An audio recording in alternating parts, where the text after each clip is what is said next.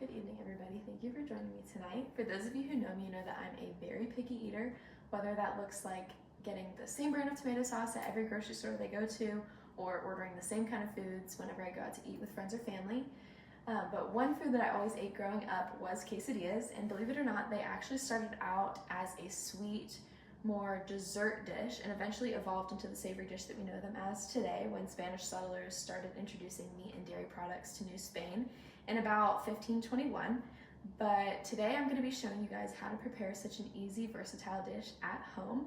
In order to do this, I'm going to guide you through three main ideas. The first being how to prepare your ingredients, the second being how to cook your quesadilla properly, and the third being how to personalize it to your own individual likings. So the first step to creating any dish is to prepare your ingredients. We're going to start off by taking our tortillas and spreading about a half a teaspoon of butter across each side. If you're having any trouble spreading your butter, it might be because it's not soft enough. So one easy way to soften it is to go ahead and throw your stick vertically in the microwave. You want to microwave it in 7 to 9 second increments and flip it each time to make sure that the heat is being evenly distributed, so your butter isn't gonna melt all over the microwave. I like to spread the butter onto the tortillas because when you're actually cooking them, it's gonna give you that nice golden, crispy texture that you see when you get it from a restaurant or a fast food place. The second step to preparing our ingredients is gonna be the cheese. This can be any cheese that you'd like, whether that's cheddar or mozzarella or pepper jack for a little added kick. I like to freshly grate my cheese whenever I'm making quesadillas at home because the freshly grated cheese often melts better and it's just going to give you a better flavor than the pre-shredded cheese, because pre-shredded cheese sometimes has that little film on it and it might seem a little bit drier and just not taste as good. So in order to grate the cheese, what you're going to do is you're going to grab your cheddar or whatever kind of cheese you have. You're going to grab your block of cheese and you're going to press it firmly into the cheese grater, gliding it up and down until you have roughly 3/4 to a full cup of your cheese. It's going to look something like this. And once you have your cheese ready, the next step is going to be to prepare any fillings or additional toppings that you'd like. A lot of people like to add protein like chicken or steak, and some people like to add beans or something like that for extra texture and flavors and stuff like that. The fourth and final step to preparing your ingredients is going to be to go ahead and heat whatever pan you're using on the stove to medium heat. If anything, you want to steer on the lower side of medium than higher, because if your heat is too high, it might make your tortillas burn before the cheese has a chance to properly melt. Now that we have all of our ingredients prepared and ready, we're going to go ahead and actually start cooking. So to start, you want to grab your first tortilla and you're going to go ahead and place that on your pan. We're going to let that sit there for 15, maybe 30 seconds. We're not really looking for anything in this step. We're just trying to heat up the tortilla so that it'll make the cheese melt easier and just get it all prepared to actually cook. So we're going to let this sit for a couple of seconds. After about 15 to 20 seconds, you're just going to go ahead and flip that over and immediately go ahead and evenly spread your cheese along the tortilla. I like to leave a little bit of room on the outside just so that when I start cooking it and decide to press down on top of it, the cheese isn't going to escape out the sides and start burning or anything like that.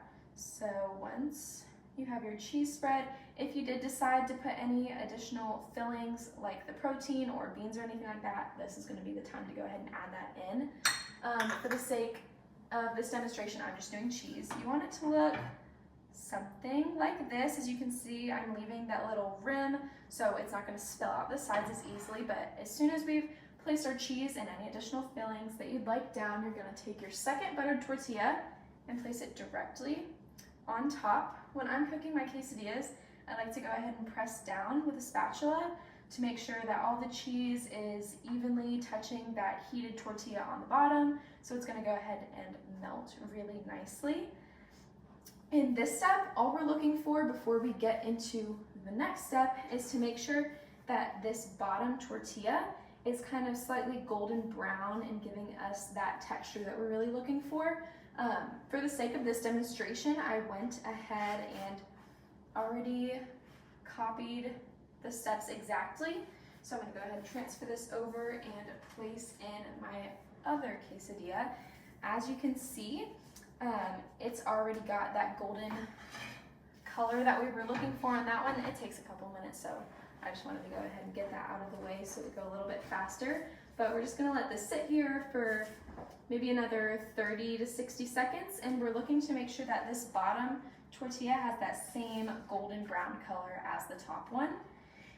So as soon as we see that, that's gonna lead us into the final step of cooking, which is gonna be to go ahead and turn the heat off of your stove. And you wanna go ahead and transfer your quesadilla onto a plate or whichever dish that you'd like.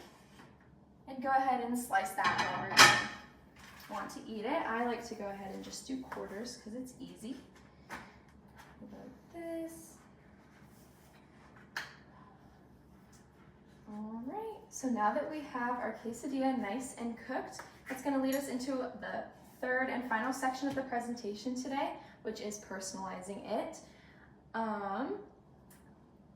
You can do this many different ways with different toppings like sour cream, guacamole, hot sauce, salsa. There's so many different ways you can add your own unique twist to it. For the sake of this demonstration today, I'm just gonna be using sour cream and hot sauce. I'm going to flip it over so I make some room, but I'm gonna put maybe a tablespoon or two of sour cream on the side just to dip. And then I'm gonna sprinkle some hot sauce on top. For the toppings and stuff like this really is to your own liking. There's no real direction. It's however much or as little as you'd like.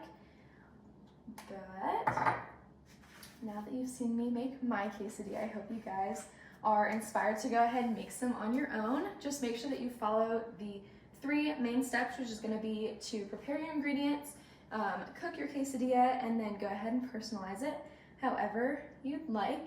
I'm going to leave you guys with one fun fact for the day, which is later this week, actually on September 25th, it's National Quesadilla Day.